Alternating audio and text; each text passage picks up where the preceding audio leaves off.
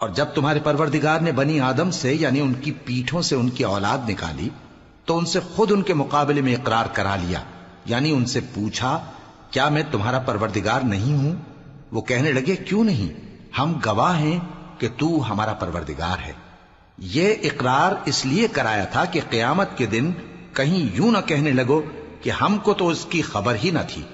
یا یہ نہ کہو کہ شرک تو پہلے ہمارے بڑوں نے کیا تھا اور ہم تو ان کی اولاد تھے جو ان کے بعد پیدا ہوئے، تو کیا جو کام اہل باطل کرتے رہے اس کے بدلے تو ہمیں ہلاک کرتا ہے؟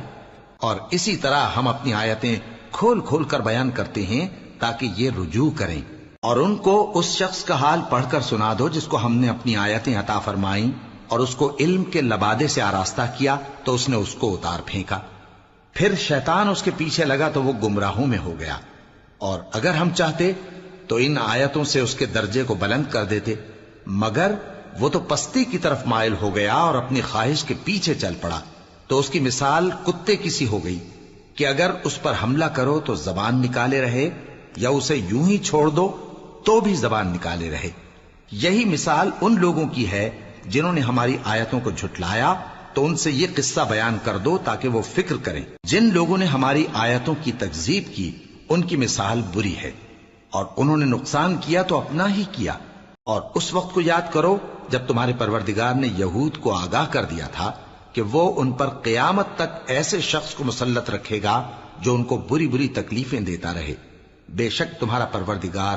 جلد عذاب کرنے والا ہے، اور وہ بخشنے والا مہربان بھی ہے۔ اور ہم نے ان کو جماعت جماعت کر کے ملک میں منتشر کر دیا، بعض ان میں سے نیکوکار ہیں اور بعض اور طرح کے یعنی بدکار، اور ہم آسائشوں اور تکلیفوں دونوں سے ان کی آزمائش کرتے رہے تاکہ ہماری طرف رجوع کریں۔ پھر ان کے بعد ناخلف ان کے قائم مقام ہوئے جو کتاب کے وارث بنے۔ یہ لوگ اس حقیر دنیا کا مال و متاع لے لیتے ہیں اور کہتے ہیں کہ ہم بخش دیے جائیں گے، اور اگر ان کے سامنے بھی ویسا ہی مال آ جاتا ہے تو وہ بھی اسے لے لیتے ہیں۔ کیا ان سے کتاب کی نسبت عہد نہیں لیا گیا تھا کہ اللہ پر سچ کے سوا اور کچھ نہیں کہیں گے؟ اور جو کچھ اس کتاب میں ہے اس کو انہوں نے پڑھ بھی لیا ہے، اور آخرت کا گھر پرہیزگاروں کے لیے بہتر ہے، کیا تم سمجھتے نہیں؟ اور جو لوگ کتاب کو مضبوط پکڑے ہوئے ہیں اور نماز کا اہتمام کرتے ہیں ان کو ہم اجر دیں گے کہ ہم نیکوکاروں کا اجر ضائع نہیں کرتے۔ اور جب ہم نے ان کے سروں پر پہاڑ اٹھا کھڑا کیا گویا وہ سائبان تھا، اور انہوں نے خیال کیا کہ وہ ان پر گرتا ہے، تو ہم نے کہا کہ جو ہم نے تمہیں دیا ہے اسے زور سے پکڑے رہو، اور جو اس میں لکھا ہے، اور ان سے اس گاؤں کا حال تو پوچھو جو لب دریا واقع تھا جب وہ لوگ ہفتے کے دن کے بارے میں حد سے تجاوز کرنے لگے، جبکہ ان کے تعطیل کے دن یعنی سنیچر کو مچھلیاں ان کے سامنے پانی کے اوپر آتی، اور جب ہفتے کا دن نہ ہوتا تو نہ آتی۔ اسی طرح ہم ان لوگوں کو ان کی نافرمانیوں کے سبب آزمائش میں ڈالنے لگے۔ اور جب ان میں سے ایک جماعت نے کہا کہ تم ایسے لوگوں کو کیوں نصیحت کرتے ہو جن کو اللہ ہلاک کرنے والا یا سخت عذاب دینے والا ہے،